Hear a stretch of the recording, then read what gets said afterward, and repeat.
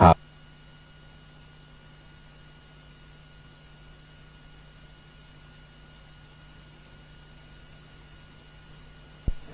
สวัสดีครับท่านผู้ฟังที่เคารพข่าวชาวบ้านผมกาเศรษฐ์เพชรสำริดบรรณาธิการข่าวก้าวหน้านิวกับการทำหน้าที่สื่อสารมวลชน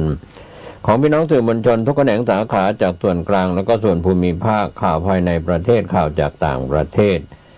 ท่านติดตามข่าวชาวบ้านประจำวันจากพี่น้องสื่อไทยสื่อเทศขอให้ท่านได้ใช้วิจารณญาณในการรับข้อมูลข่าวสารท่านที่อ่านหนังสือพิมพ์ออนไลน์คลิกเข้าไปที่ www.9hnanews.com ก็จะมีข่าวภายในประเทศข่าวจากต่างประเทศในรอบ24ชั่วโมง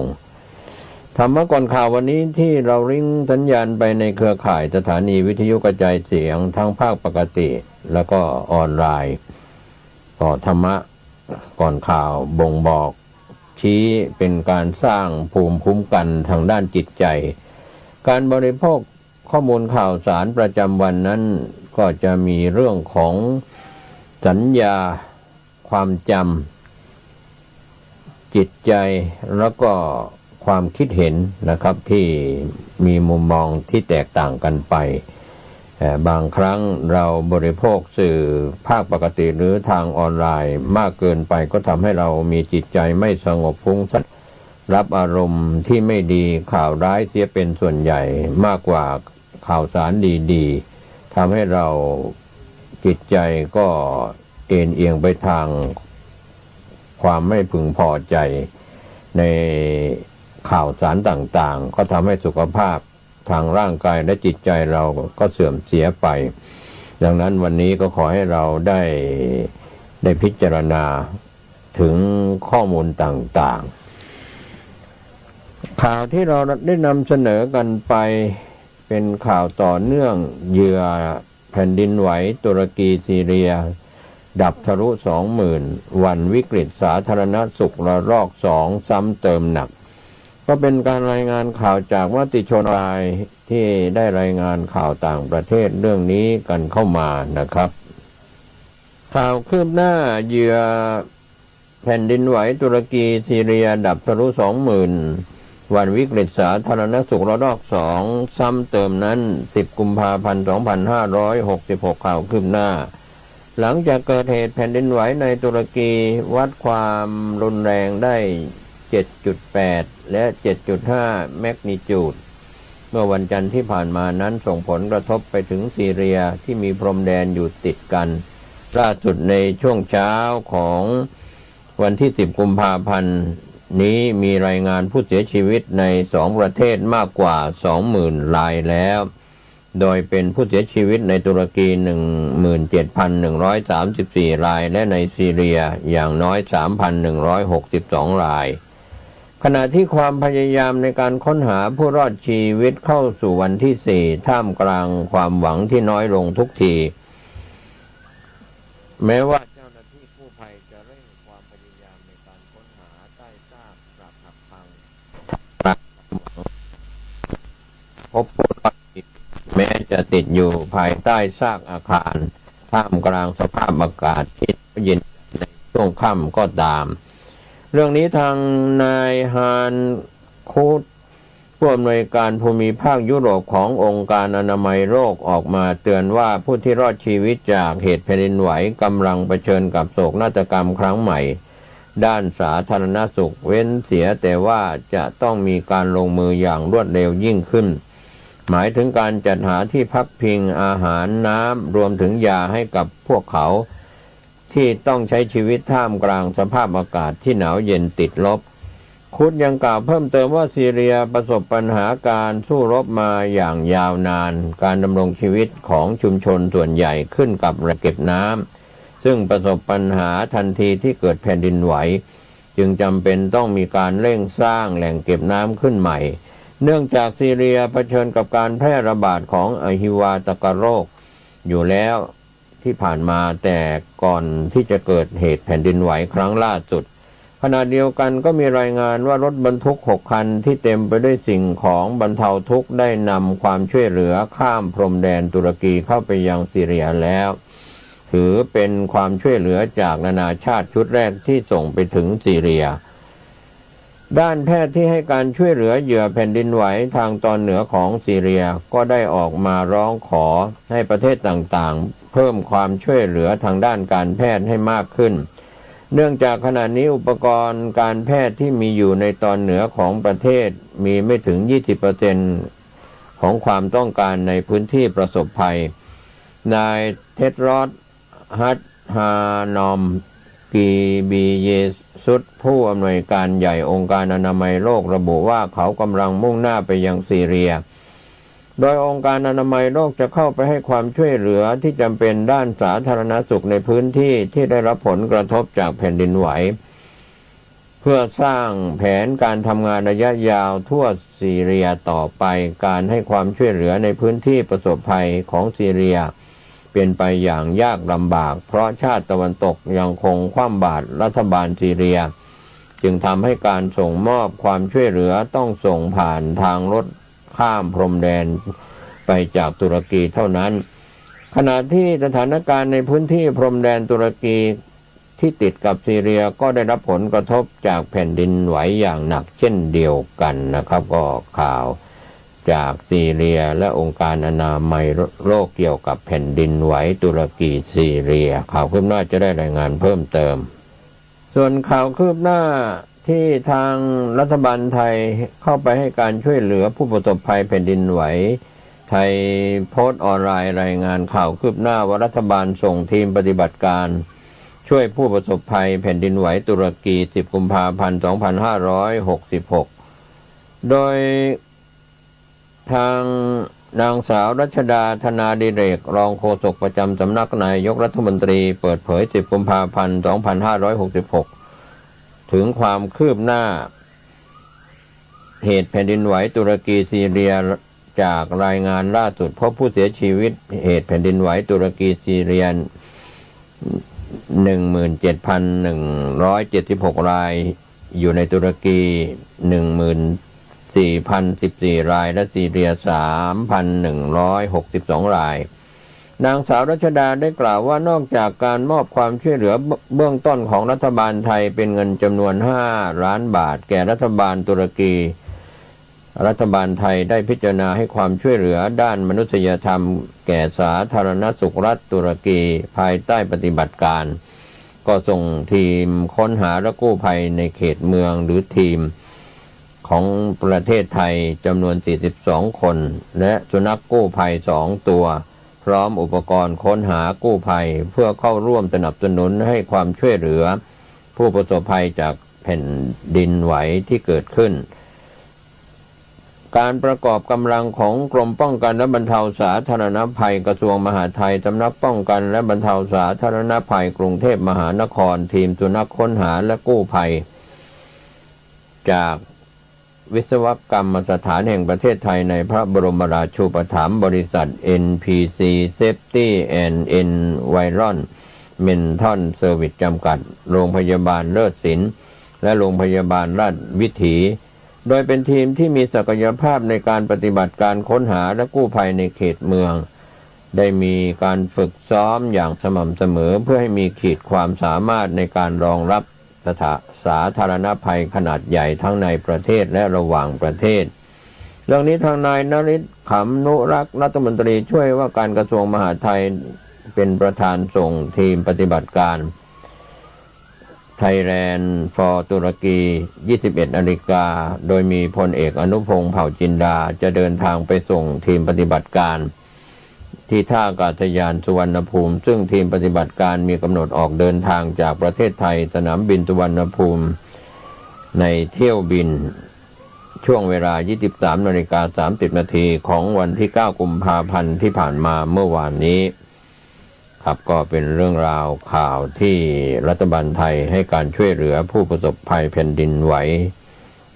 ในตุรกีและก็ซีเรียไปทางด้านข่าวเศรษฐกิจแนวหน้าออนไลน์รายงานว่าประชาชนมั่นใจเศรษฐกิจฟื้นตัวดัชนีเชื่อมั่นผู้บริโภคดีขึ้น8 เดือนติดต่อกันศุกร์ที่10 กุมภาพันธ์ 2566 รองศาสตราจารย์ดร.ธนวัฒน์พลวิชัยอธิการบดีมหาวิทยาลัยหอการค้าไทยและเป็นประธานที่ปรึกษาศูนย์พยากรณ์เศรษฐกิจและธุรกิจกล่าวว่าดัชนีความเชื่อมั่นผู้บริโภคประจำเดือนมกราคม 2566 เดือนที่ผ่านมาอยู่ในระดับ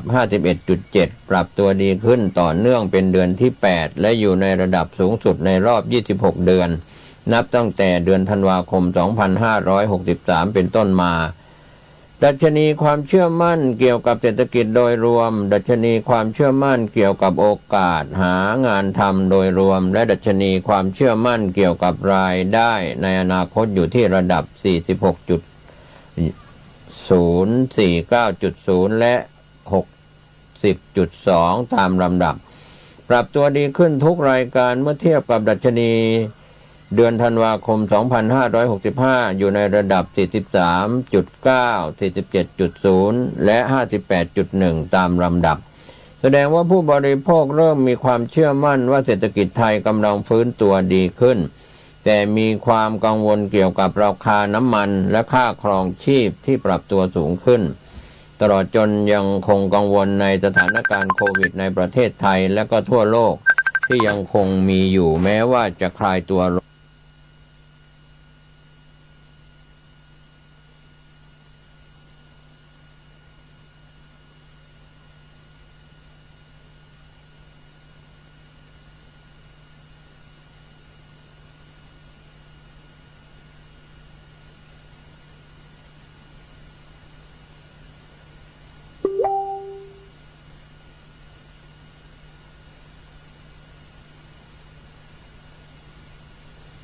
ซึ่งจะส่งผลกระทบให้เศรษฐกิจไทย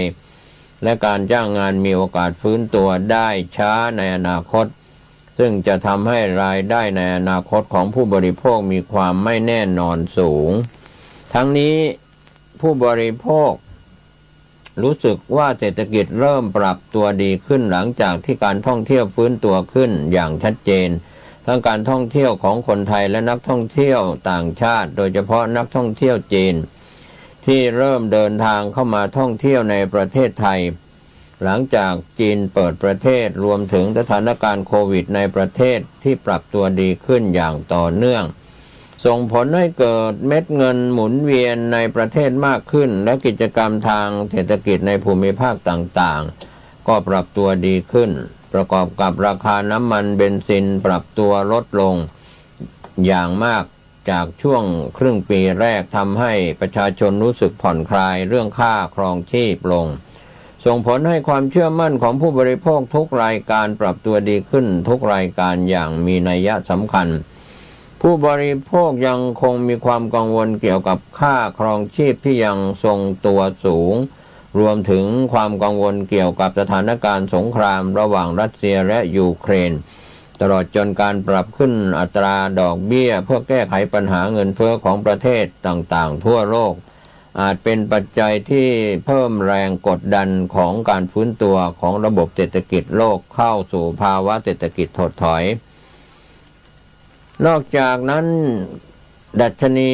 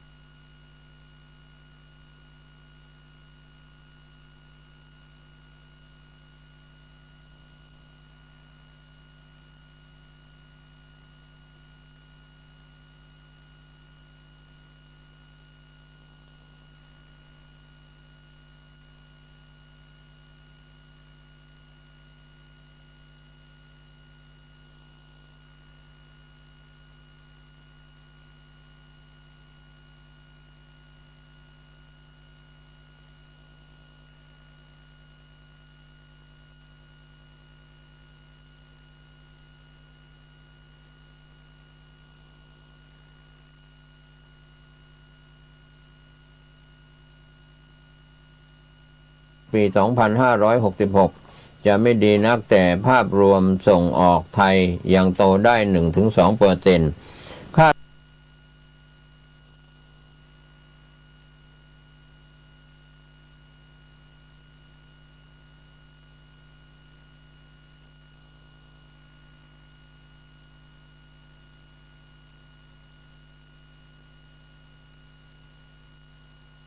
เชื่อมั่นผู้บริโภคดีขึ้น8 เดือนติดต่อกันก็เป็นข้อชี้แจงจากรองศาสตราจารย์ดร.ธนวัฒน์พลวิชัยอธิการบดีมหาวิทยาลัยหอการค้าไทยและเป็นประธานที่ปรึกษาศูนย์พยากรณ์เศรษฐกิจและธุรกิจกล่าวถึงด้านเศรษฐกิจผ่านแนวหน้าออนไลน์ไปทางด้านข่าวที่ผู้จัดการออนไลน์ได้รายงานข่าวว่าคนโสดมาทางนี้ปักหมุด8 จุดขอพรความรักสุดปังทั่วกรุงเทพ10 กุมภาพันธ์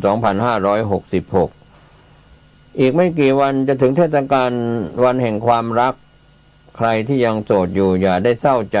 วันนี้จะพาสายมูที่อยากมีคู่ทั้ง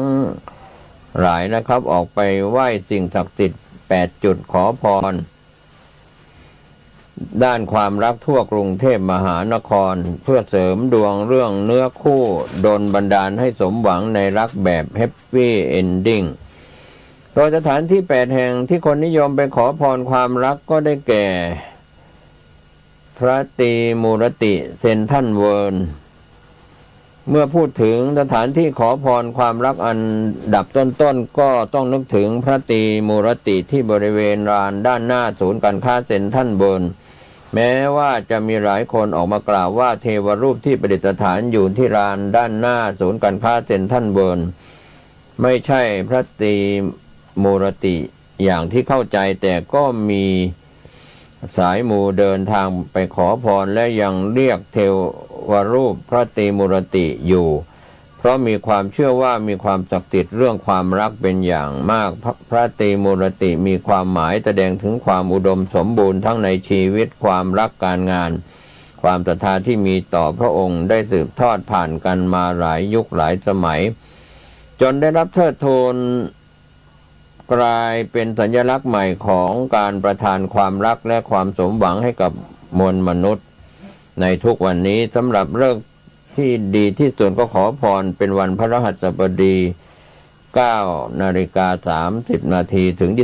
21:30 นาทีโดยใช้เครื่องสักการะเน้นสีแดงธูปแดงกุหลาบแดงอย่างละ9 ดอก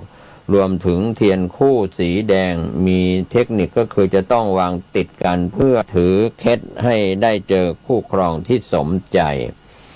ส่วนอีกสถานที่หนึ่งพระแม่ลักษมีเกษรวินเลจย่านราชประสงค์ยังมีจุดขอพรความรักอีกแห่งหนึ่งอยู่ชั้น4ศูนย์การค้าเกษรวินเลจจะมีพระแม่ลักษมีซึ่งมีความเชื่อกันว่าพระแม่ลักษมีเป็นเทวีแห่งความรักที่บริบูรณ์ด้วยพระแม่มีฉายาที่ซื่อสัตย์ของพระนารายณ์และทรงเป็นที่รักยิ่งของพระสวามีทำให้ผู้คนต่างศรัทธาและหลั่งไหลกันไปสักการะขอพรในเรื่องของความรักส่วนขั้นตอนในการสัก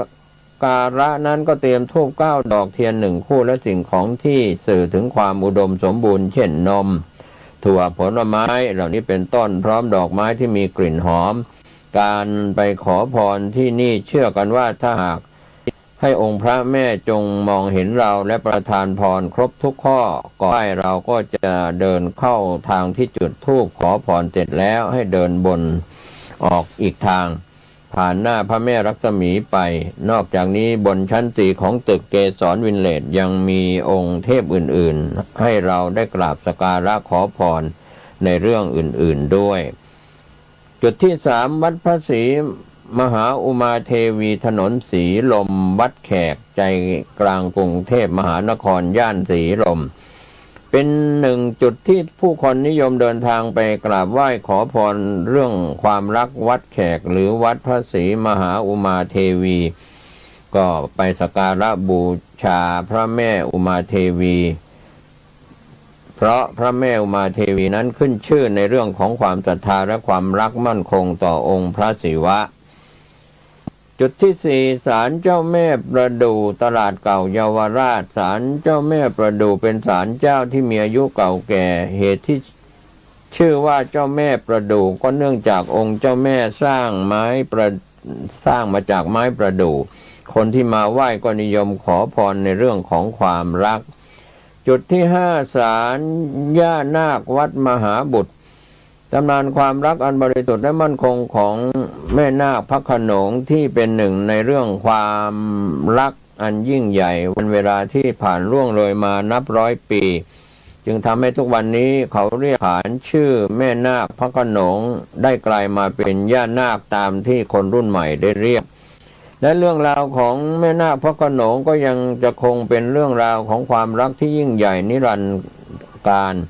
และเป็นที่พึ่งทางใจของใครหลายคนทำให้ศาลย่านาคพระโขนงที่วัดมหาบุตรนั้นกลายเป็นหนึ่งในที่ขอพรเรื่องของความรักศักดิ์สิทธิ์อีกแห่งหนึ่งจุดที่6พระกิษณะและพระแม่ราธาวัดเทพมนเทียนตามความเชื่อพระกิษณะจะขึ้นชื่อในเรื่องของการเป็นนักรบและนักรักพระนางราธาเทวีจะเป็นภรรยาที่ซื่อสัตย์ต่อพระกิษณะทำให้หากใครได้มาไหว้และขอพรความรักที่วัดเทพมนเทียนนี้มักจะสมหวังและได้เนื้อคู่ที่ดีกลับไปสามารถขอพรได้ทั้งความรักในครอบครัวและความรักแบบหนุ่มสาวก็ชื่อว่าจะเจอความรักที่มีความสุขและมีคู่ที่ดีอย่างแน่นอนสำหรับสิ่งที่ควรนำมาไหว้สิ่งที่เตรียมไว้ไม่ว่าจะเป็นพิธีไหว้มีดอกไม้สาลี่ส้มผลไม้จุดที่7ก็ได้แก่พระนอนวัดพระเชตุพนวิมลมังคลารามกรุงเทพพระนอนที่วัดพระเชตุพนวิมลมังคลารามหรือเราเรียกกันว่าวัดโพท่าเตียนเป็นปางของพระนารายณ์บรรทมศิลป์และมีความเกี่ยวข้องกับศาสตร์เลข3ซึ่งหมายถึงความรักของผู้หญิงนั่นเองสาวๆที่อายุขึ้นเลข3แล้วยังโสดอยู่แนะนำให้ไปกราบพระนอนและขอพรความรักกันได้ตามความเชื่อนั้นจะต้องไปกราบพระนอนในวันอังคารพร้อมกับเตรียมของไปไหว้คือขนมจีบ3จับกับน้ำยาปลาธูป8ดอกเทียนสีพึ่ง8เล่มดอกบัว8ดอกเงิน8บาทหลังไหว้เสร็จแล้วก็ให้รอจนกว่าธูปหมดแล้วลาขนมจีนมาทานจะทำให้ได้เจอเนื้อคู่ของตัวเองอย่างแน่นอนจุดที่8ยายแฟงวัดคณิกาผลอีกแห่งหนึ่งของสถานที่ที่เชื่อกันว่าการขอพรด้านความรักก็มาขอกับยายแฟงหรือย่าแฟงแห่งวัดคณิกาผลโดยภายในพระวิหารหลวงพ่อองค์ดำมีรูปหล่อของยายแฟงสำหรับผู้มาขอพรตามความเชื่อและด้านหลังพระอุโบสถเป็นที่ตั้งของอาคารย่าแฟงซึ่งเป็นอาคารที่สร้างใหม่ในปีพุทธศักราช 2523 ด้านในมีรูปปั้นยายแฟงครึ่งตัวภายในตู้กระจกมีข้อความจารึกใต้ฐานว่าวัดคณิกาผลนี้สร้างเมื่อปีพุทธศักราช 2376 โดยคุณแม่แฟงบรรพบุรุษของตระกูลเปาโรหิตซึ่งมีคนนำของไหว้สักการะมาบูชาด้วยความเชื่อว่าขอพรจากย่าแฟงหรือว่ายายแฟงจะสมหวังในเรื่องของความรักโชคลาภการงานสามารถที่จะไปท่องเที่ยวในสถานที่ดังกล่าวในวันแห่งความรักก่อนวันแห่งความรักนะครับก็เป็นเรื่องราวดีๆก็ใช้วิจารณญาณเป็นมุมมองเป็นความเชื่อส่วนบุคคลนะครับเรื่องราวแห่งความรักที่ได้นำมาเสนอในสถานที่ต่างๆอยู่ใจกลางกรุงเทพมหานครไปทางด้านข่าวกรุงเทพธุรกิจออนไลน์รายงานข่าวการเงินและการลงทุนนักวิชาการออกมาชี้บอลลูนจีนจุดชนวนขัดแย้งสหรัฐพุ่งข่าวคืบหน้านักวิชาการชี้ปัญหาบอลลูนจีนตอกย้ำพฤติกรรมสอดแนมของจีนจุดชนวนความขัดแย้งของสหรัฐพุ่งระบุนานาชาติไม่เชื่อคำแก้ต่างมองปัญหาคลื่นใต้น้ำภายในกระทบความมั่นคงของจีนแนะทุกฝ่ายหยุดยั่วยุหวันจี้สีจิ้นผิงจนตรอกโจมตีไต้หวันข่าวคืบหน้าสัปดาห์ที่ผ่านมาเกิดประเด็นปัญหาที่อาจทำให้ความสัมพันธ์ระหว่างจีนกับสหรัฐย่ำแย่ไปอีกหลังจากสหรัฐพบบอลลูนสัญชาติจีนลอยไปอยู่เหนือน่านฟ้าสหรัฐอยู่ในจุด ทางการทหารของสหรัฐส่งผลให้รัฐมนตรีว่าการกระทรวงต่างประเทศสหรัฐแอนโทนีบลิงเคนประกาศเลื่อนการเยือนจีนโดยไม่มีกำหนดกรณีดังกล่าวเป็นการตอกย้ำข้อสงสัยของนานาชาติที่มองว่าจีนเองนั้นมีพฤติกรรมสอดแนมประเทศอื่นมาอย่างต่อเนื่องและมองการปฏิเสธของจีนเป็นเพียงข้อแก้ต่างที่ไม่สมเหตุสมผลแต่หากจีนไม่มีเจตนาสอดแนมจริงกรณีดังกล่าวเป็นการสะท้อนปัญหาภายในของจีนที่มองว่าเป็นคลื่นใต้น้ำกระบวนความมั่นคงภายในถึงขั้นยั่วยุให้จีนบุกไต้หวันซึ่งเป็นสิ่งที่นานาชาติไม่ต้องการให้เกิดขึ้นบอลลูนสอดแนมจุดชนวนขัดแย้งเพิ่มนางสาววัฒนา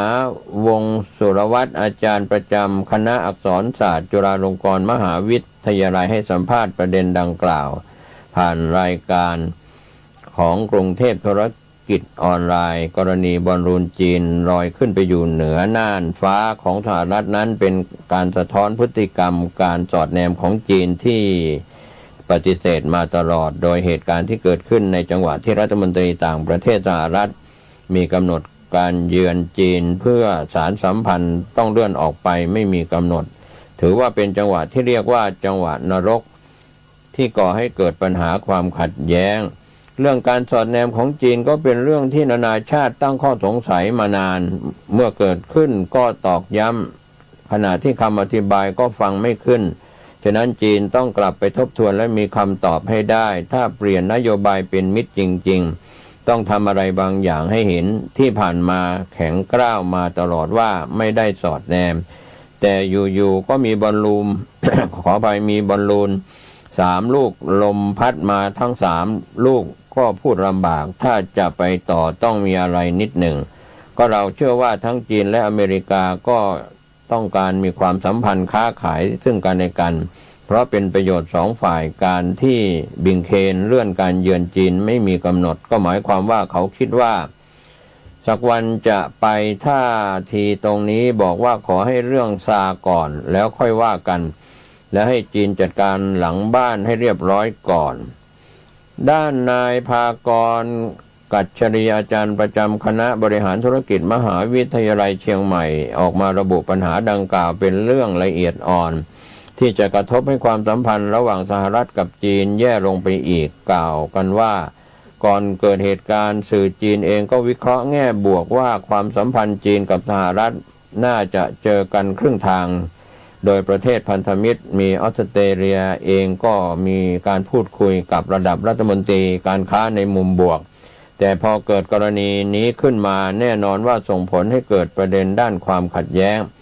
เพราะเป็นเรื่องอธิปไตยและการสอดแนมก็เป็นประเด็นละเอียดอ่อนที่ทางสหรัฐเองก็มองในมุมนี้มาโดยตลอดในยุคสงครามการค้าในยุค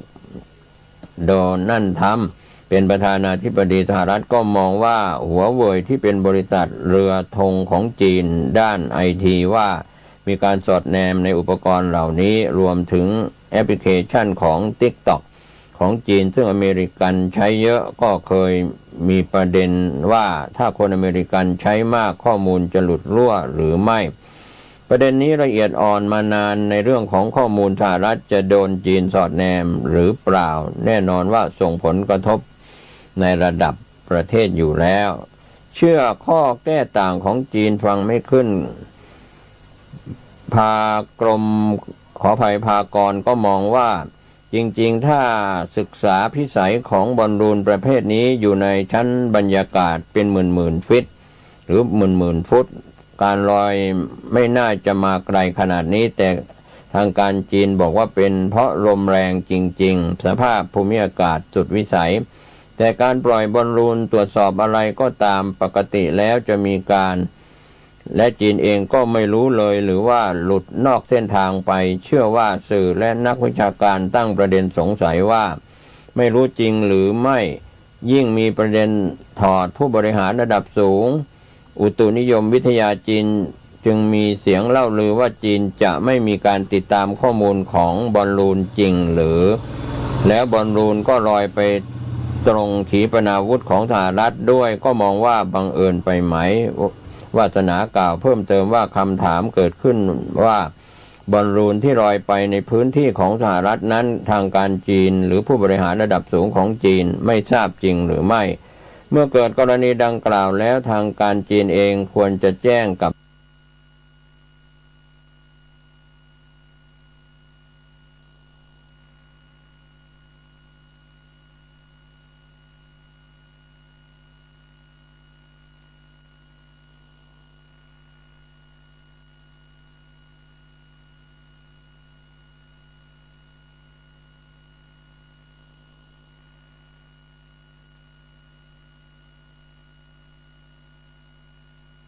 เกิดกรณีดังกล่าวแล้วทางการจีนเองควรจะแจ้งกับว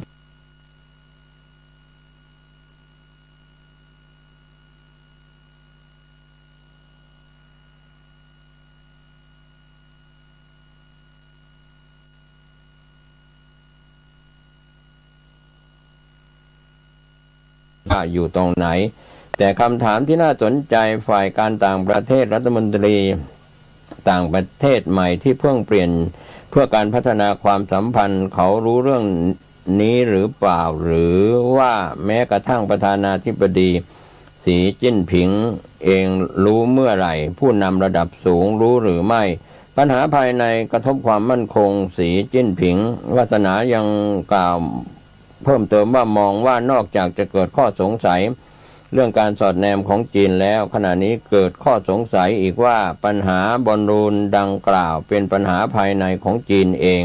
หรือไม่โดยสีจิ้นผิงเองอาจจะไม่ทราบถึงเรื่องดังกล่าวทำให้มองว่า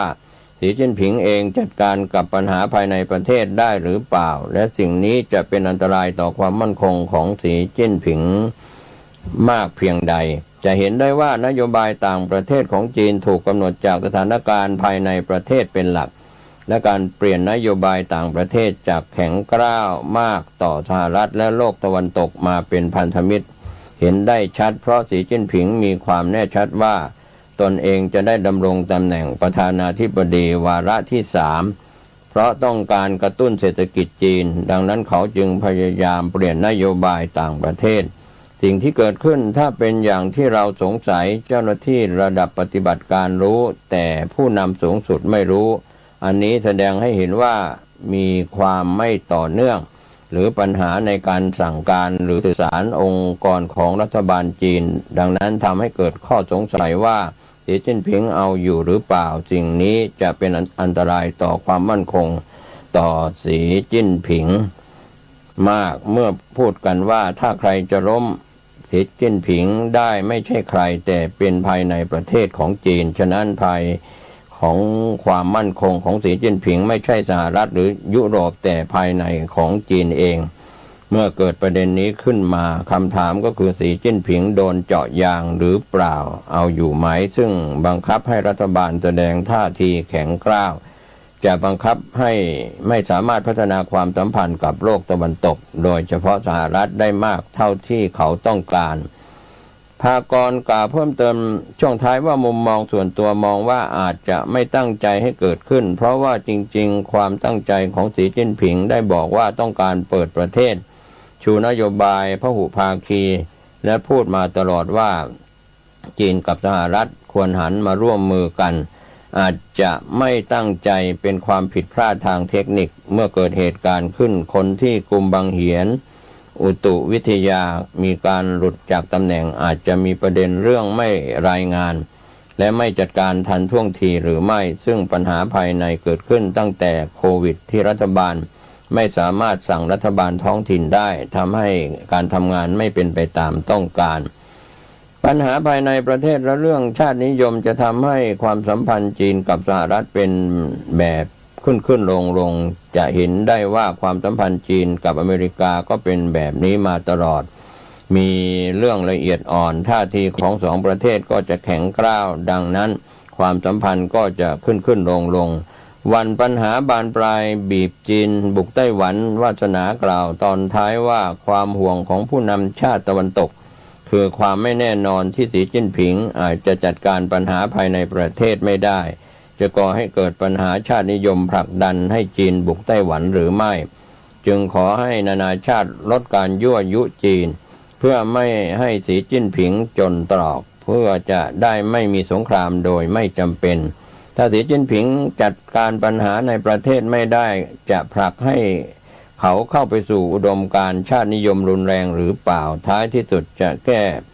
ปัญหาด้วยการบุกไต้หวันไหมทุกครั้งที่มีปัญหาในประเทศเขาก็จะด่าญี่ปุ่นกับบุกไต้หวันชูประเด็นชาตินิยมเรารู้สึกว่ามีความเสี่ยงถ้าผลักให้สีจิ้นผิงจนตรอกโอกาสจะบุกไต้หวันนั้นมีสูงแต่เราก็คิดว่าเขายังไม่จนตรอกคิดว่ารอบนี้ประธานาธิบดีไบเดนเองก็พยายามทำให้ไม่เป็นเรื่องนานาชาติก็ลดการยั่วยุทะเลาะกับจีนเราก็ต้องการเห็นทุกคนเชื่อว่าความปวดหัวของสีจิ้นผิงในประเทศให้เขาจัดการหลังบ้านเขาก่อนเราจะได้ไม่ต้องมีสงครามโดยไม่จำเป็นเรื่องนี้ทางวาสนากล่าวเพิ่มเติมว่าเรื่องบุกไต้หวันเป็นเรื่องเซนซิทีฟที่ทุกคนกลัวมากเป็นอะไรที่แต่ละประเทศพูดคุยทวิภาคีกับจีนเพราะ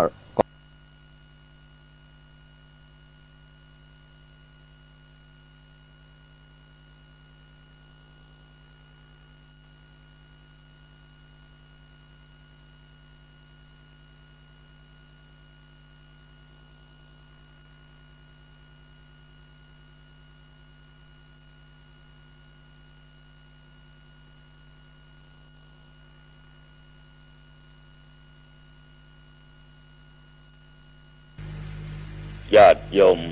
ท่านผู้ฟังทั้งหลายทุกท่านทุกคนวันนี้รายการปกิณกะแห่งธรรมะก็ได้มาพบมาปะกับญาติกับโยมท่านผู้ฟังทั้งหลายอีกเช่นเคยในวันและเวลาเดียวกันนี้และทางสถานีวิทยุแห่งนี้ก่อนอื่นนั้นต้องขอบใจต่อทางเจ้าหน้าที่สถานีวิทยุทุกท่านทุกคนที่มีน้ำจิตน้ำใจได้เปิดเครื่องในคลื่นในการถ่ายทอดรายการปกิณธรรมะเพื่อแก่ญาติแก่โยมที่อยู่ทางบ้านได้รับฟังกันเอาละท่านทั้งหลายต่อไปเขาก็ไหว้พระสวดมนต์ตามดังที่เราเคยปฏิบัติกันมาเป็นประจำบ่ได้ขาดเพื่อเป็นสิริมงคลและเพื่อเกิดเป็นสิริมงคลแก่ตัวเองและแก่ทั่วๆไปประการสำคัญนั้นเขามีความตั้งใจอย่างเดียวแน่ว่าเขาสวดบทโพชฌังคปริตนั้นมีความตั้งใจเพื่อถวายเป็นพระพรชัยมงคลแด่สมเด็จพระเจ้าลูกเธอเจ้าฟ้าพัชรกิติยาภาขอพระองค์ท่านนั้นจงหายจากอาการพระประชวรมีสุขภาพพลามัยแข็งแรงปกติดีได้เป็นล่มโพล่มไทรแก่ประสบนิกรทุกหมู่เหล่าก็ขอถวายพระพรอะระหังสัมมาสัมพุทโธภควาพุทธังภคะวันตังอภิวาเทมิกราบพระพุทธสวากขาโตภควตาธัมโมธัมมังนัมมัสสามิกราบพระธรรมสุปฏิปันโนภควโตสาวกสังโฆสัง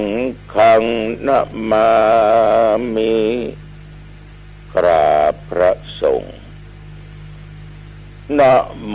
ตัสสะภะคะวะโตอะระห หะโตสัมมาสัมพุทธัสสะนะโมตัสสะภะคะวะโตอะระหะโตสัมมาสัมพุทธัสสะนะโมตัสสะภะคะวะโตอะระหะโตสัมมาสัมพุทธัสสะพุทธังสารนังคัจฉามิธัมมังสารนังคัจฉามิสังฆังสาร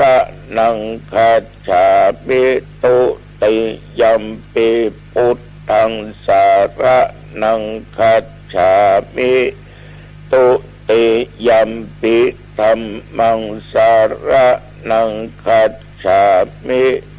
ตุติยัมปิสังฆังสารนังคัจฉามิตติยัมปิพุทธังสารนังคัจฉามิตติยัมปิธัมมังสารนังคัจฉามิตติยัมปิสังฆังสารนังคัจฉา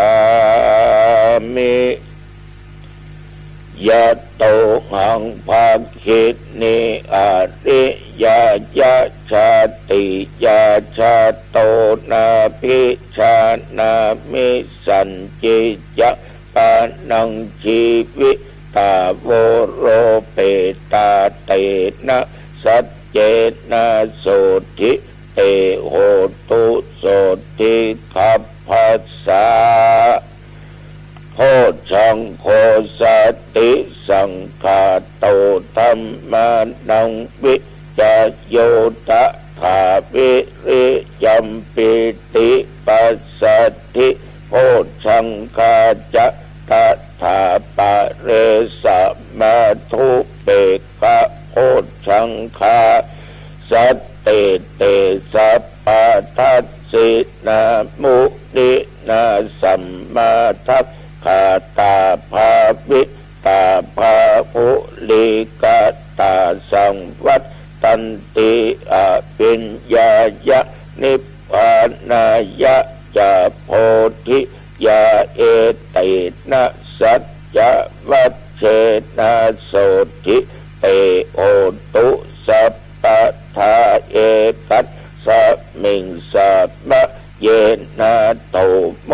คันลานันจะกัสสะปังคิลาเนทุกขิเต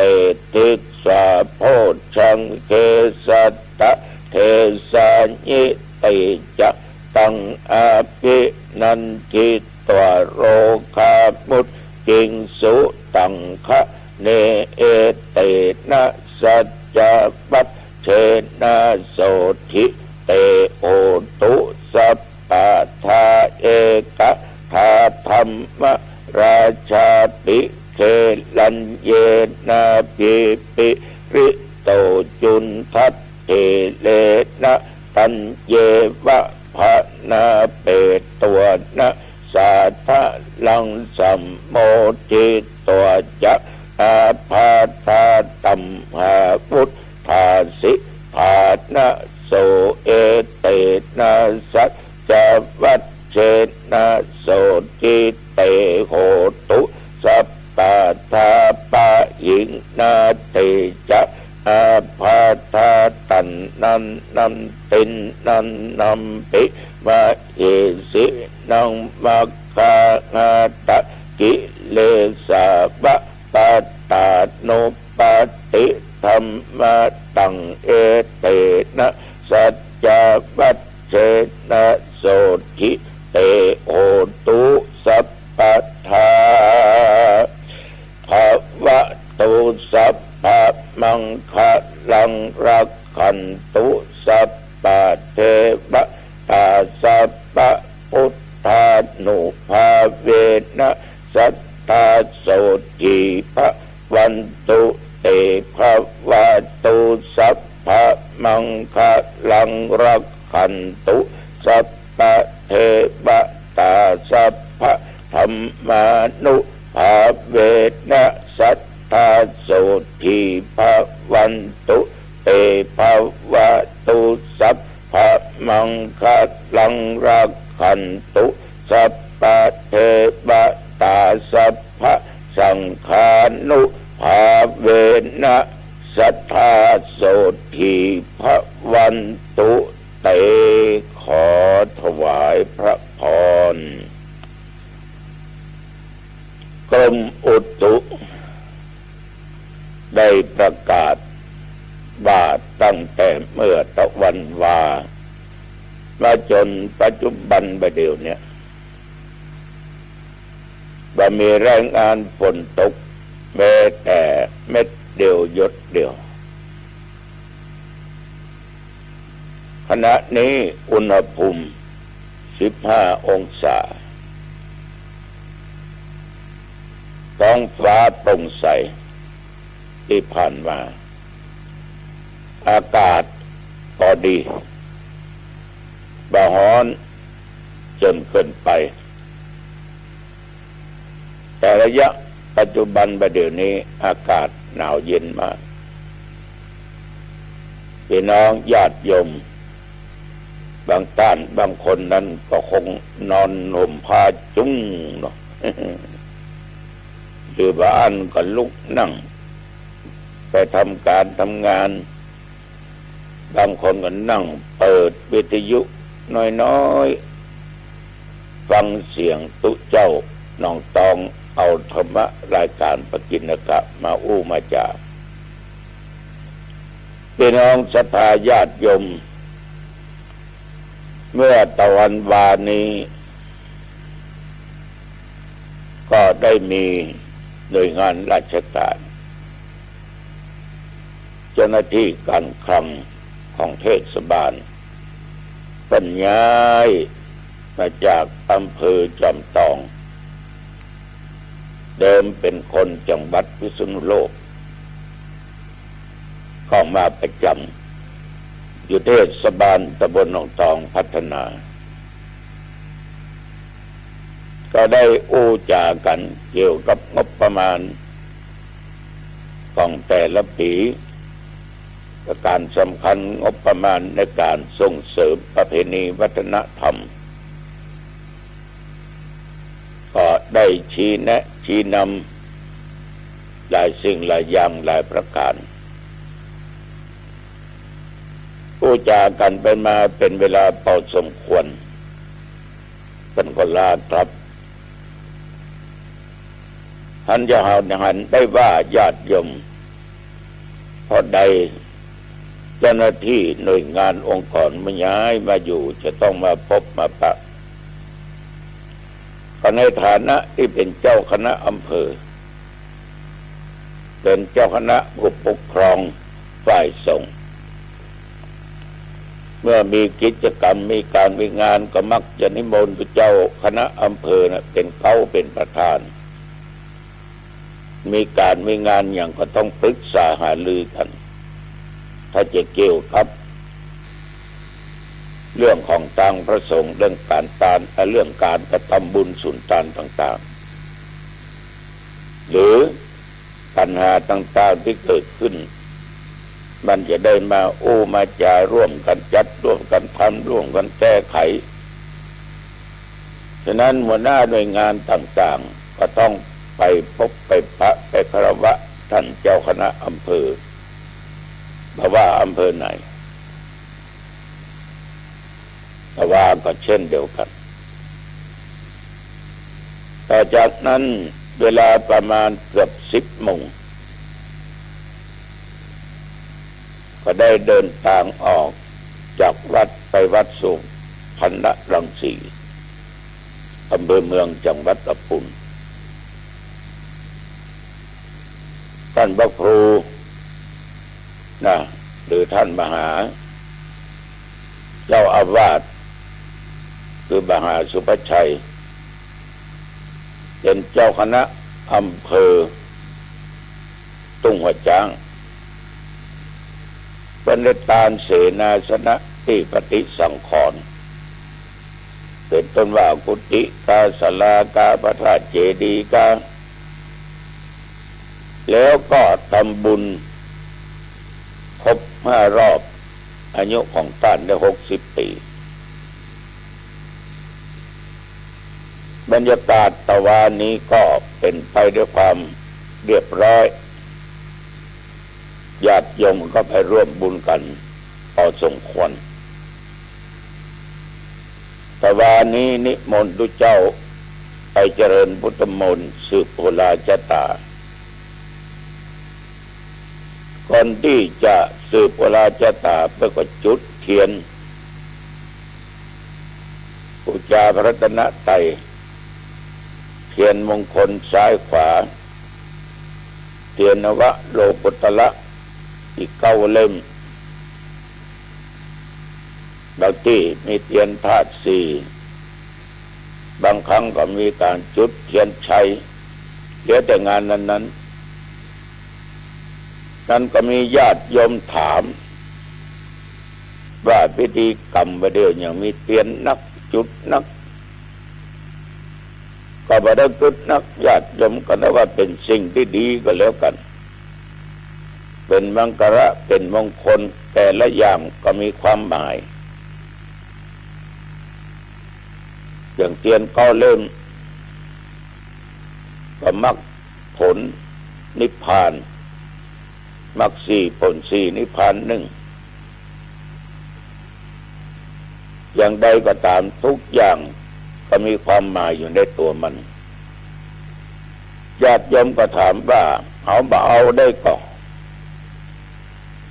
บ่เอาก็มีปัญหาอย่างใดๆทั้งสิ้นไม่ได้เกิดผลร้ายเขาก็มีการจุดธูปเทียนจุดธูปเทียนบูชาพระรัตนตรัยเทียน2 เล่มธูป3 เล่มจุดเทียน2 เล่มเพื่อเป็นการบูชาพระธรรมกวินัยก็คือบูชาคุณแห่งพระพุทธเจ้านั่นแหละธูป3 ดอกก็บูชาพระปัญญาธิคุณพระบริสุทธิคุณพระมหากรุณาธิคุณก็ของพระพุทธเจ้านั่นเองดอกไม้หลายชนิดแต่ละอย่างหลากหลายไปด้วยสีเหมือนพระสงฆ์องค์เจ้าก็มาจากตระกูลต่างๆย่อมจะมีอุปนิสัยแตกต่างกันไปเอาก็ใช้ดอกไม้มาสักการะบูชาในคุณแห่งพระสงฆ์ก็ไม่ต้องไปซีเรียสอย่างสิ่งสำคัญความดีเกิดจากการกระทำให้มันถูกต้องน้อมทั้งกายวาจาและด้านจิตใจแต่ว่าก็มีเทียนเหล่านี้อีกอย่างหนึ่งถ้าจะโอ้ไปก็เพื่อเป็นการให้เกียรติแก่เจ้าภาพอันเป็นฝ่ายคฤหัสถ์พอญาติโยมได้จุดได้ตามแล้วก็มีความสุขใจ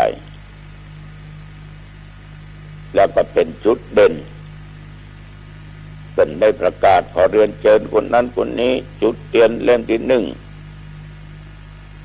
ในเทียนมงคลซ้ายขวา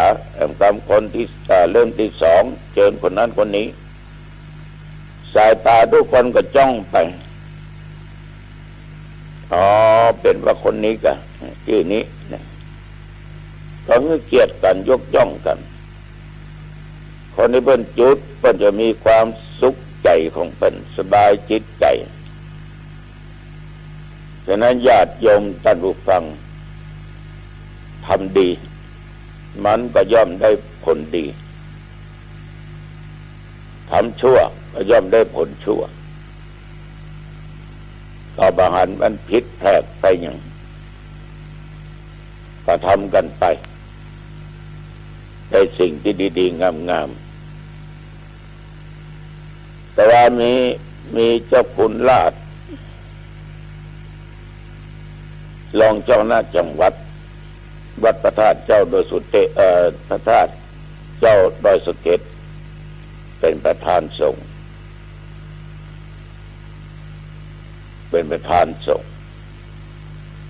แต่ว่านี่ส่วนมากจะเป็นเจ้าคณะอำเภอรองอำเภอถึงเชียงใหม่ละปูนได้ไปสวดโยโกฮ้องกันคือสืบพระราชตาแก่ท่านพระครูหรือท่านมหาที่มีอายุพรรษาได้60 ปีการสืบพระราชตานั้นมันก็เป็นพลังอันหนึ่งเป็นการกำลังใจเหมือนเฮาสวดบทโพชฌังคะปริตนั่นน่ะ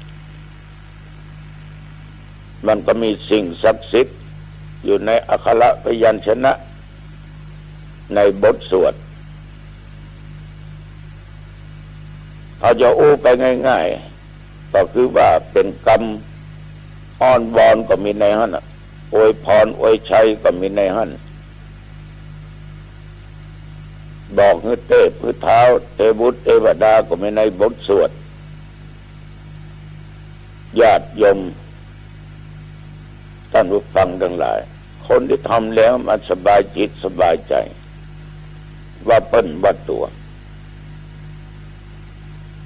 มันก็เป็นสิ่งที่ดีเป็นการที่ดีไม่ได้เสียหายใดๆทั้งสิ้นฉะนั้นญาติโยมเมื่อเอาไปหั่นไปนี่ไปหูไปหันอันใดก็ฮือทำจิตใจก็ฮือไปติดขัดหรือไปขัดแย้งถ้าเกิดความขัดแย้งความสงสัยมากขึ้นก็จะทำจิตใจของนั้นหวั่นไหวไปตามอารมณ์ที่ได้นึกได้คิดขึ้นมานี่ตัวเจ้าขอฝากกับญาติกับโยมตัว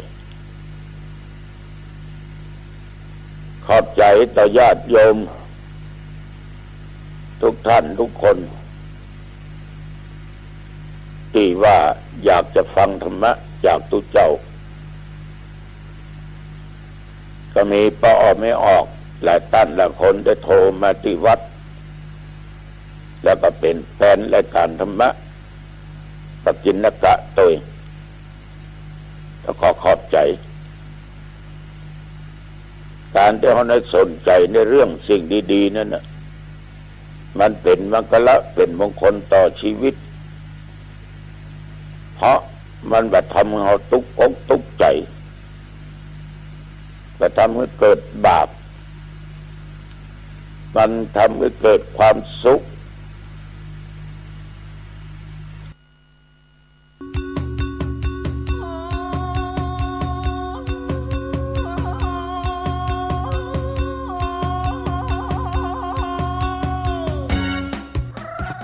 ข่าวสารเพื่อการประชาสัมพันธ์ขอเชิญชวนศรัทธานักศิลนักบุญทั้งหลาย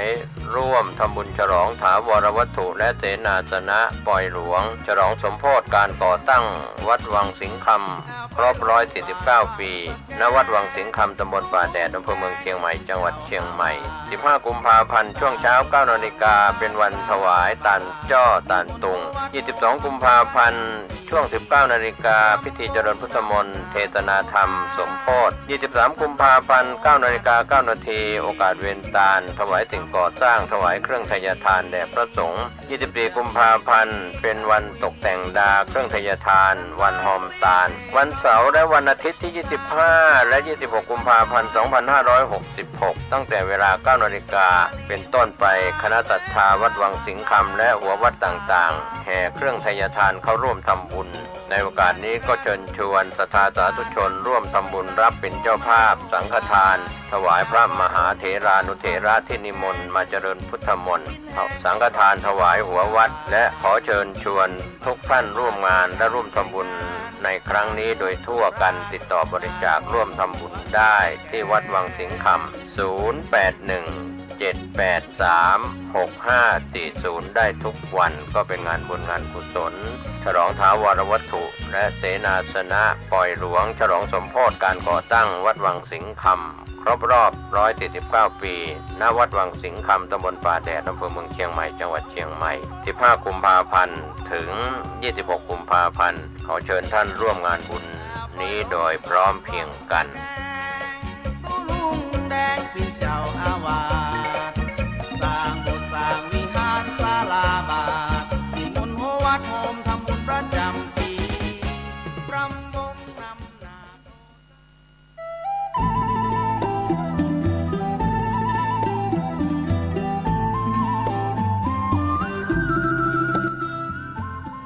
ข่าวสารเพื่อการประชาสัมพันธ์ด้วยพลังพุทธานุภาพธรรมานุภาพสังฆานุภาพเทวานุภาพนาคานุภาพแห่งบรมครูบาอาจารย์ปู่ฤาษี108เจ้าภาพสร้างหล่อปั้นพระพุทธรูปพระเจ้าทันใจโดยมีคุณแม่ชีพจนาพรวิศีวรพัฒน์นางสาวสุนทรีวิศีปัตย์นางสาวยานทัศน์วิศีปัตย์พร้อมครอบครัววิศีวรพัฒน์ครอบครัววิศีปัตย์เชิญร่วมเป็นเจ้าภาพหล่อปั้นบรรจุหัวใจนามพระพุทธรูปพระพุทธสถิตพจนาพรวันอาทิตย์ที่7พฤษภาคมพุทธศักราช2566พิธีเริ่มเวลา 9:09 น.ร่วมสร้างบุญได้ตั้งแต่วันนี้เป็นต้นไปติดต่อสอบถามร่วมบุญได้ที่พระครูสถิตธุราธรเจ้าอาวาสวัดสันขยอมอำเภอสันทรายจังหวัดเชียงใหม่0806849835และที่พระครูประหลัดกิติพงศ์กิติโสพโนด็อกเตอร์ผู้ช่วยเจ้าอาวาสวัดสันขยอม0962629694เชิญท่านร่วมบุญร่วมกุศลในคราวครั้งนี้โดยพร้อมเพรียงกัน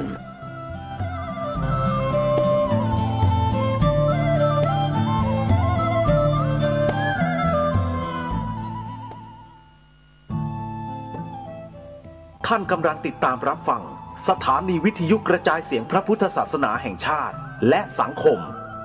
คลื่นเพื่อการศึกษาพระพุทธศาสนาและวัฒนธรรมระบบ FM 104.5 เมกะเฮิรตซ์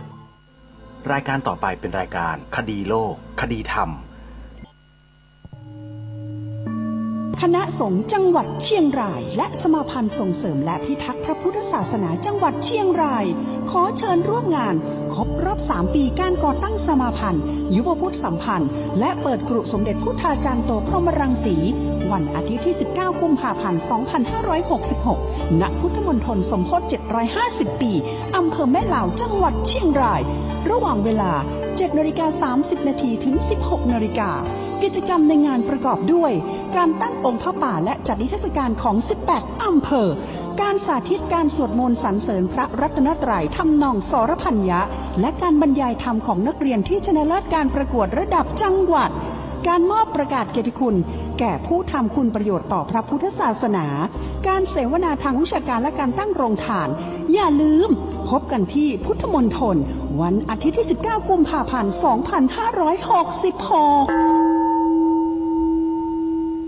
เสาร์อาทิตย์ทางสถานีวิทยุแห่งนี้ท่านสามารถใช้โทรศัพท์มือถือระบบ Android ดาวน์โหลดแอปพลิเคชันวิทยุพุทธศาสนาทั่วไทยเพื่อติดตามรับฟังรายการนี้ได้ทุกวันแอปพลิเคชันดังกล่าวมีสถานีวิทยุพระพุทธศาสนาแห่งชาติให้ทุกท่านได้ติดตามรับฟังกันเป็นประจำตลอด24ชั่วโมงด้วยท่านสาธุชนทุกท่านงานครบรอบ3 ปีการก่อตั้งสมาพันธ์ส่งเสริมและพิทักษ์พระพุทธศาสนาและยุวพุทธสัมพันธ์จังหวัดเชียงรายในวันอาทิตย์ที่19กุมภาพันธ์ที่จะถึงนี้เป็นการประกาศให้สังคมโดยทั่วไปได้รับรู้รับทราบว่าชาวจังหวัดเชียงรายมีความมุ่งหวังตั้งใจ